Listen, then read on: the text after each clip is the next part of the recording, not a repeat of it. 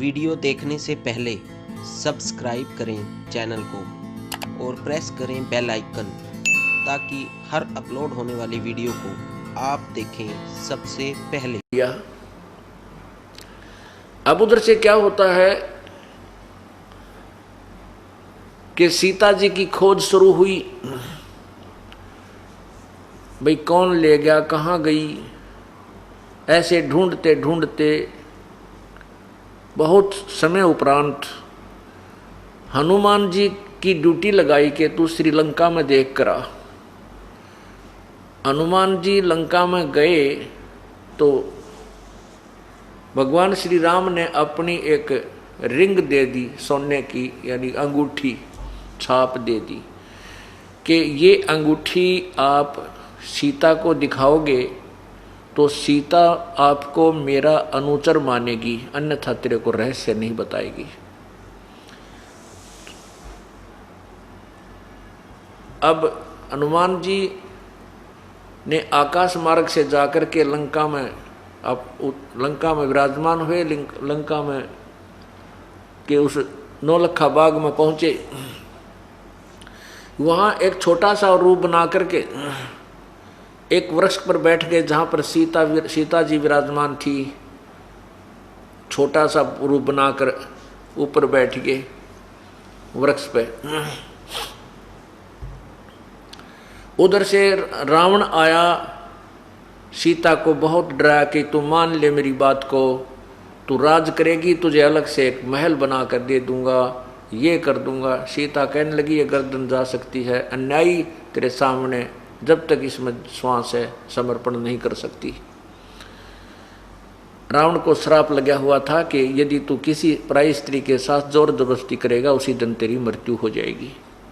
इस डर से रावण आगे नहीं बढ़ पा रहा था। रावण के जाने के बाद रावण ने कहा कि अपनी नौकरानियों से कि इसको इतना परेशान कर दो कि समर्पण कर दे।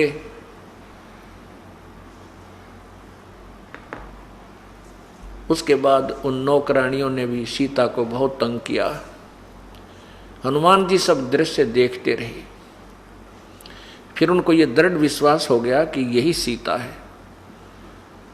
तब उसने ऊपर से, हनुमान जी ने ऊपर से वो छाप डाली, अंगूठी डाली। अब सीता जी ने देखा ये तो श्री राम की, मेरे पति की अंगूठी है। ऊपर देखा तो एक वानर बैठा है। अब सीता जी को विश्वास हो गया कि तेरे पति को जंगली जानवरों ने खा लिया। अरे इस बंदर का हाथ अंगूठी लागी, उठाए फिर था यो यहाँ गिर गई। श्री राम मर चुका है। तब उसने ऊपर की तरफ कहा, रे वानर तने तो और जख्म के ऊपर नमक डाल दिया। मैं पहले बहुत दुखी थी, अरियो संदेशा और ले आया कि तू श्री राम मर गया। तो वानर नीचे उतरे, हनुमान जी नीचे उतरे, अपना ओरिजिनल रूप बनाया और कहा माता श्री राम नहीं मरे हैं, मैं उनका दूत हूँ, मेरा नाम हनुमान है और मैं ही उनकी अंगूठी लेकर के आया हूँ। उन्होंने कहा था कि छाप आप दिखाओगे तो सीता आपको स्वीकार करेगी कि तू मेरा दूत है। तब सीता जी ने कहा, रे निकम्मे मैं तो डरा दी थी तने, यू के करया। कहने लगे माता जी मेरे को श्री राम ने आपको लवा लाने के लिए भेजा है, आप मेरे साथ चलो, बैठो मेरे कंधे पर, अभी माता जी को परले पार छोड़ दूंगा। सीता बोली भाई न्यू ना चालूँ मैं, जब तक इस दुष्ट का अंत नहीं होगा इतना मैं यहाँ से नहीं जाऊंगी। ढंग से चालूंगी मैं, ऐसे नहीं जाऊंगी, मरूं चाहे जीऊं मैं। अब हनुमान जी भी मान गए, भाई बात तो ठीक है, सबक भी इसको सिखाना चाहिए। तो हनुमान जी ने कहा माता जी मुझे भूख लगी है। सीता बोली भाई इस बाग में तोड़ के भी फल मत खा लिए हनुमान, नहीं मेरी पिटाई होगी। मुझे इतना विवश किया हुआ है कि मैं तोड़ के फल नहीं खा सकती, कोई अपने आप गिर जाए तो इन तोतों का पक्षियों का झूठा या वैसा उसको मैं खा सकती हूँ, और भाई तोड़ के फल मत खाइए हनुमान। यहाँ जो पड़ा उसने खा लिए भाई, चाहे भूखा रही है चाहे प्यासा। हनुमान जी को बड़ा दुख हुआ क्रोध आया कि देख कितनी दुखी कर रखी है हमारी माता को। फिर तो पहलवान था कि डटे डटे था, पहले तो खूब फल खाए, नो एक बार पकड़े खूब तोड़ तोड़ के फल खाए। नौकरों ने आकर फिर कुछ खाए, कुछ तोड़ ताड़ के वो फल वो वृक्ष तोड़ के गिर दिए, कुछ पकड़ पकड़ के वृक्ष पाड़ कर समुद्र में फेंक दिया, उद्मस तार दिया। अब नौकर आए वह गढ़ दिए, वह रावण के पास गए तो रावण सेना लेकर आए, उसका बेटा गढ़ दिया और खूब सोने की अलंका वलंका भी जला जड़ू के तो वापस आ गए। वापस आते समय सीता जी ने कहा कि हनुमान ये मेरा कंगन ले जा, सोने का कंगन, ये कड़ा पहना करती हैं बहनें, और सोने का कंगन ले जा, इस कंगन को दिखाएगा तो हनुमान श्री राम तुझ पर हनुमान विश्वास करेगा, नहीं तो तेरे पर विश्वास नहीं करेगा कि तू मेरी खोज करके आया, क्योंकि यहाँ तुमने यहाँ पर सेना भी लानी है, युद्ध भी करना है, जब तक दृढ़ विश्वास श्री राम को नहीं होगा वो यहाँ नहीं पहुँचेंगे। हनुमान जी ने वो कंगन हाथ में ले लिया और वहाँ से वापस छलांग लगाई, एक पर्वत के ऊपर आकर के रुका। सुबह का समय हो गया। अब सुबह का समय था, हनुमान जी फ्रेश फ्रूश होकर के आया, फिर सोचा अब स्नान कर लूं इस तालाब में। अब जो कंगन हाथ में लिए हुए था हनुमान जी, उसको इतना इम्पोर्टेंट था उनके लिए, हनुमान जी के लिए, कि ये थी ये गुम हो गया तो श्री राम विश्वास नहीं करेगा और मेरी बात पर अविश्वास हो जाएगा। इसलिए उसने एक पत्थर की टुकड़ी पर वो कंगन रख दिया। स्नान करने के लिए जो ही तालाब में प्रवेश किया, एक नज़र जैसे सर्प की मणि पर होती है, ऐसे हनुमान जी की एक दृष्टि उस कंगन के ऊपर थी। इतने में एक वानर आया, उस बंदर ने वो कंगन उठाया और भाग लिया।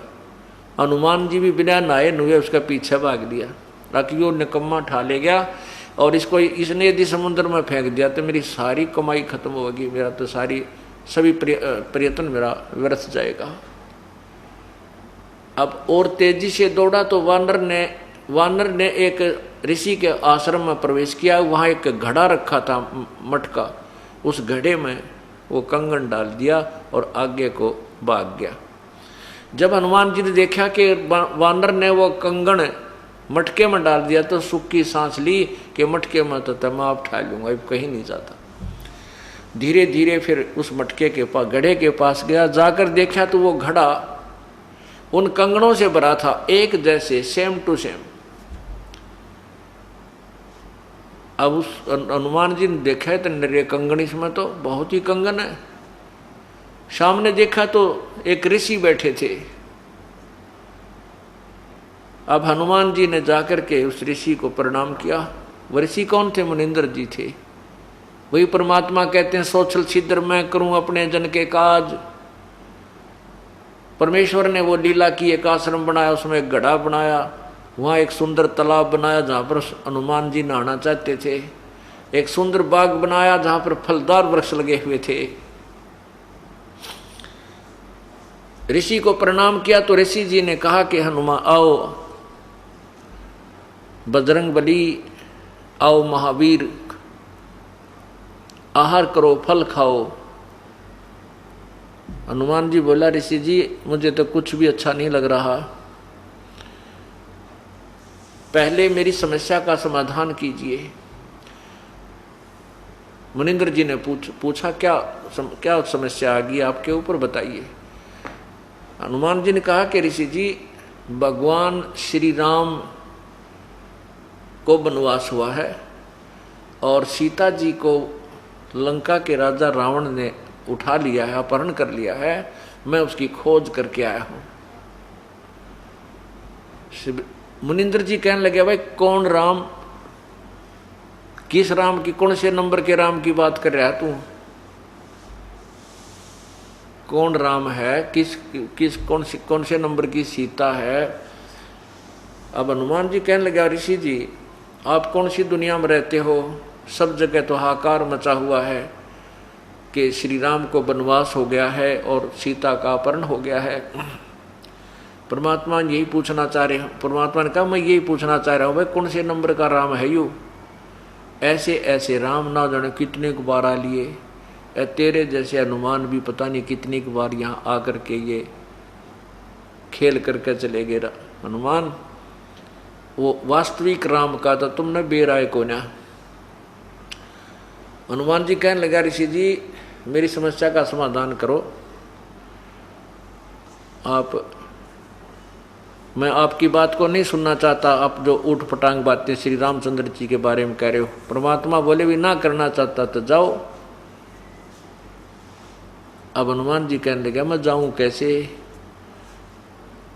जो मैं सीता जी की खोज करके आया हूं, उन माता जी ने कंगन मुझे दिया था, उस कंगन को वानर ने आपके मटके में डाल दिया। ऋषि जी बोले फिर डाल दिया तो ले जा अपने ने।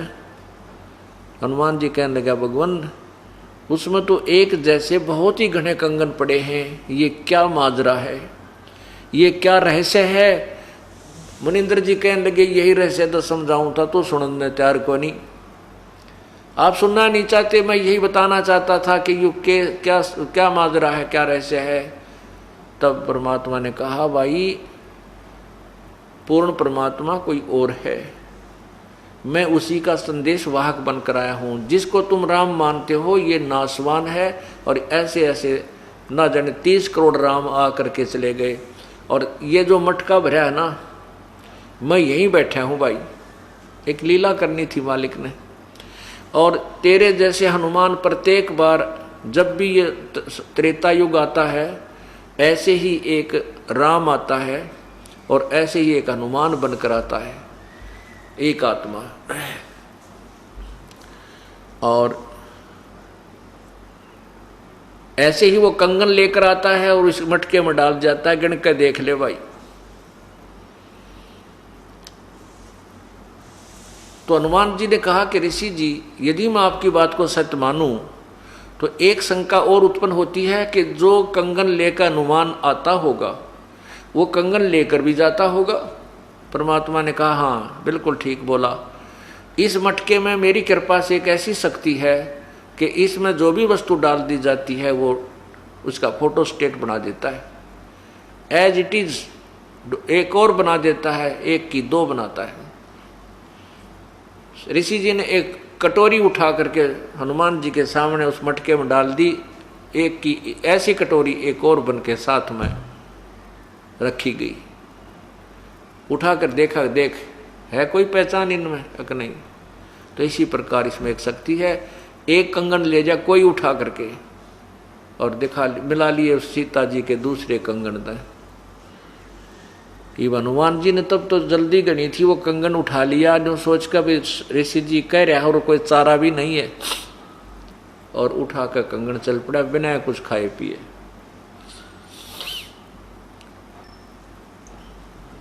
अब वो कंगन जाकर के श्री राम को दिखाया।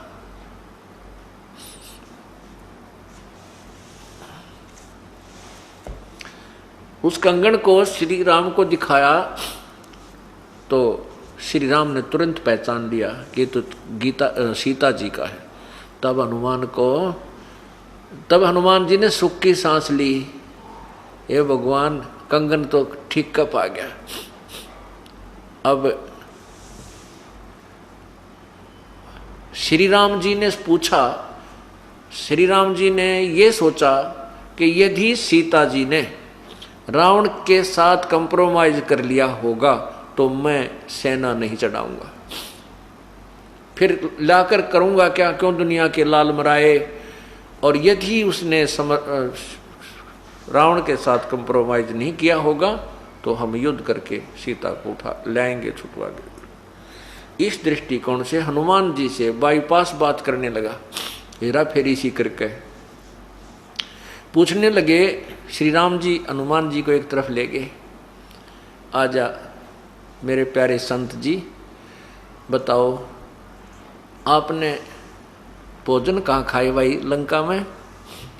रावण के घर खिला के लाई होगी सीता तुझे। सीता जी ने भाई वस्त्र तो बहुत सुंदर पहन रखे होंगे, गहने गाने भी अच्छे लगा रखे होंगे। तब हनुमान जी कहता है, हे रघुवर, हे श्री रामचंद्र जी, मैंने सीता जी से कहा था माता मुझे भूख लगी है। सीता जी ने कहा, भाई बेटा हनुमान, मेरे को यहाँ पर फल तोड़ कर भी खाने का अधिकार नहीं है इस बाग के अंदर, और भाई तो भी मत छेड़िए, नहीं तो भी मत तोड़ कर खाना, नहीं तो मुझे पीट डालेंगे। भाई कोई नीचे गिरा पड़ा होता फल खा लेना। वो किसकी सीता जी कहाँ मुझे भोजन करा के लावे थी श्री राम जी। तो फिर मैंने क्या किया कि सारे तो उसका बाग पाड़ दिया और सारे वृक्ष तोड़ डाले, 9 लखे बाग को कति उजाड़ दिया और तोड़ फोड़ कर उन्हें समुद्र में फेंक आया। मुझे बड़ा गुस्सा आया। अब श्री राम ने पूछा कि सीता रावण के पास जाती होगी। तब उसने सारी कहानी बताई कि मैं वृक्ष के ऊपर बैठ गया था श्री राम जी, और रावण आया था। रावण ने बहुत बुरी भली कही, सारा कुछ लालच दिया, लेकिन सीता जी ने कहा कि ये शरीर श्री राम के लिए है, तेरे जैसे पशु के लिए नहीं है, और ये शीश जा सकता है, मैं समर्पण नहीं करूँगी। तब श्री राम ने हनुमान जी को सीने से लगाया कि वाह मेरे प्यारे संत ने मेरा पेटा भर दिया, मुझे विश्वास दृढ़ कर दिया। अब सेना तैयार करो और समुद्र पर पुल बनाने की तैयारी करो। अब सबसे बड़ी समस्या ये आ गई कि समुद्र पर पुल कैसे बने। श्री रामचंद्र जी ने समुद्र में घुटनों पानी में खड़ा होकर के सागर से समुद्र से याचना की कि हे समुद्र देव, मुझे रास्ता दे दे, मेरे ऊपर बहुत भयंकर आपत्ति आई हुई है। मेरी पत्नी को रावण ने उठा लिया है, उसको बहुत तंग कर रहा है और मुझे सेना पार करनी है, तू हट जा थोड़ा सा बीच तय। अब 3 दिन तक ये प्रार्थना करते रहे, ना खाया ना पिया, लेकिन समुद्र टस से मस नहीं हुआ। तब श्री राम ने कहा कि लक्ष्मण, ये लातों के भूत बातों से नहीं मानते, मेरा अग्नि बाण निकाल, इस समुद्र को जला देता हूँ। लक्ष्मण जी ने श्री राम को वो अग्नि बाण दिया और जो ही उन्हें प्रत्यंचा पर चढ़ा के हमारा चलाना चाहा, उसमें से लपटें निकलने लगी अग्नि की। तभी समुद्र देव वहाँ प्रकट हुए ब्राह्मण रूप में और कहा, श्री राम जी ऐसा काम करो, सर्प भी मर जावे, लाठी भी ना टूटे। तब श्री राम ने कहा, भी ऐसी कौन सी विधि है। समुद्र ने कहा, समुद्र देव ने कहा कि आपकी सेना में नल और नील नाम के 2 सैनिक हैं। आपके सैनिक अर्थात आपके सहयोग में आए हुए, क्योंकि उस समय ये सभी आसपास सब सिलसिला हो गया था कि ये हो रहा है वो हो रहा है। काफ़ी समय तक ढूंढ रहे थे, ढूंढते ढूंढते जो भी जिससे मिलता कि ऐसी आपत्ति आ गई है राजा दशरथ के पुत्र पर, पहले तो वनवास, ऊपर से सीता का अपहरण, तो प्रत्येक को हमदर्दी हो जाती है और साधु संत भक्तों में ज़्यादा दया होती है। तो नल नील भी उनके गेले हो लिए और पहुंच गए वहीं पर, लाठी ठाक है कि हम भी आपके साथ हैं। तो उस समय बहुत से लोग इकट्ठे हो गए थे, बहुत सी सुग्रीव की भी सेना थी, और यहाँ तक लिखा है कि भगवान शंकर के लोक से भी 18 करोड़ आत्माएं आकर के वहाँ पर किसी ने कोई रूप धारण कर लिया, किसी ने सैनिक का रूप धारण कर लिया, कोई लंगूर बंदर बन गया, बहुत घनी सेना हो गई थी। तो नल नील भी वहाँ पर थे। तो श्री राम ने नल नील को बुलाया। अब नल नील से पूछा, क्यों भी तुम्हारे अंदर कोई ऐसी शक्ति है तुम्हारे पास। अब उस दिन पुण्यात्मा ये ध्यान से सुनना, ये जीव मार कहाँ खाता है।